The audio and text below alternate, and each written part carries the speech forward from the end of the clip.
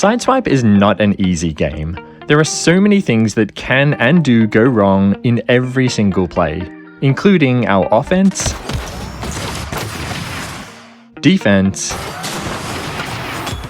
and I guess this is supposed to be a kickoff?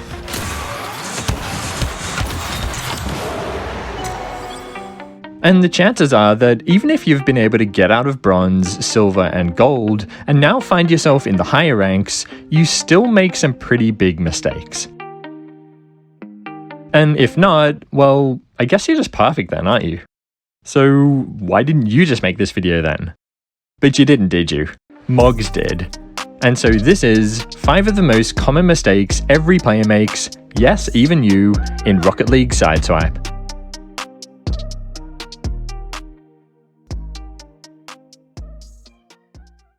Before we get into that, a quick word from the sponsor of this video, NoxPlayer. NoxPlayer is a free app that allows you to play mobile games on your PC or laptop. So if you've ever wanted to try out playing Sideswipe or a whole bunch of other Android games on a big computer screen that allows you to see more of the field at once, as well as run the game at 60 FPS or higher, NoxPlayer might be perfect for you. You can play with keyboard and mouse or with a controller. And it's super easy to set up your controls by simply dragging and dropping these icons around the screen. And yes, you can both half air roll and continuous air roll using Nox. So ditch that tiny smartphone screen and grab a giant monitor. Check out NoxPlayer via the link on screen and in the video description.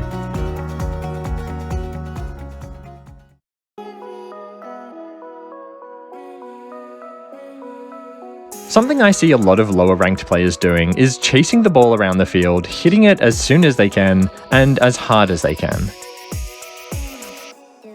This can be effective sometimes when, for example, you want to go for a really fast attacking play. However, if you do it all the time, your plays can be really easy to predict, since you never slow the ball down. You just ping-pong it around the field at max speed all the time, which gives your opponent a really easy view of exactly where the ball is going to end up at all times. Take a look at this example from a recent gameplay analysis video I did on my second channel. The ball is flying back towards our goal with us chasing close behind.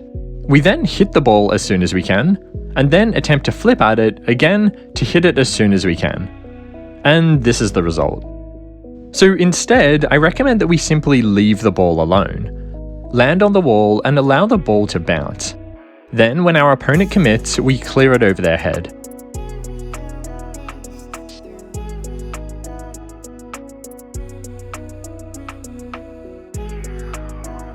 And a different situation from the same match. Another common situation where we're following the ball down to the ground.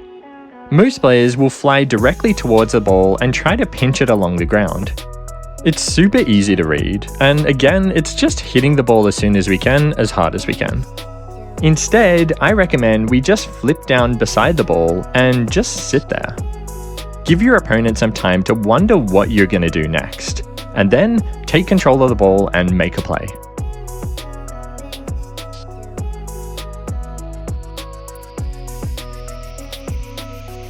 So make sure you don't always just hit the ball as soon as you can, as hard as you can. Take control of the speed of play, slow the ball down, and then launch your attack.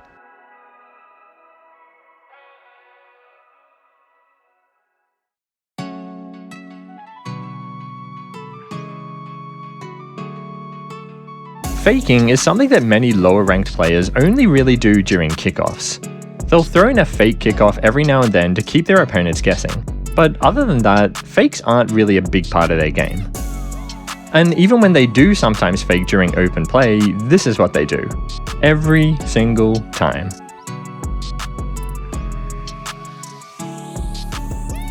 Well, this might be news to some of you, but this is not the only way to fake. This is a fake. This is also a fake. Here's another one. And one more. My personal favorite is the jumping ground fake, which is so good because of the jumping sound it makes when you do it. I often use this one when my opponent is going up for a high ball and expects an aerial challenge from me. Then I'll throw in a jumping fake to confuse them. However, you can also do it during kickoffs as an alternative to the normal joystick fake. So get out there and get faking, because the only thing harder to read than a play containing one fake is a play made entirely of fakes.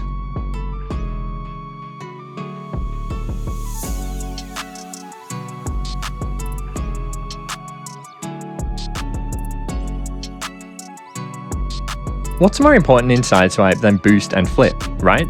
You need them to do pretty much everything in the game. And that's why you need to start paying attention to the Boost and Flip status of your opponent. Make sure that at all times you are calculating how much boost they have and whether or not they still have a flip.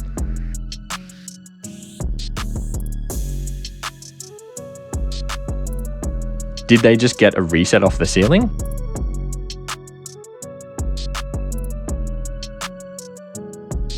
How much boost do they have left after that aerial?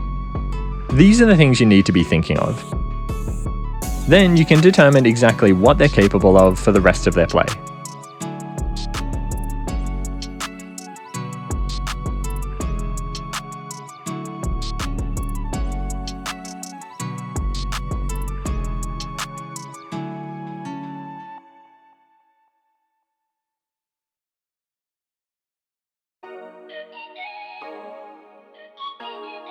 A huge mistake I see a lot of players making is going for super risky plays when the situation just isn't right for it. Maybe it was totally on a few seconds ago, but the situation has since changed and now it would be a bad idea. For example, they have almost no boost left, yet they're attempting an air dribble out from the back. Or they're going for a stall play upfield with zero boost, and no way to recover if they don't score. I think the reason for this is that many players are afraid to give up on a play they've already started. They're afraid to just retreat and live to fight another day. Well, I think this is a big mistake. I recommend that you always be assessing the situation to decide whether or not you should continue with your original play or abandon the play and go back to defend. So unless you're 2-0 down with 10 seconds to go, it's probably best you don't flip on this.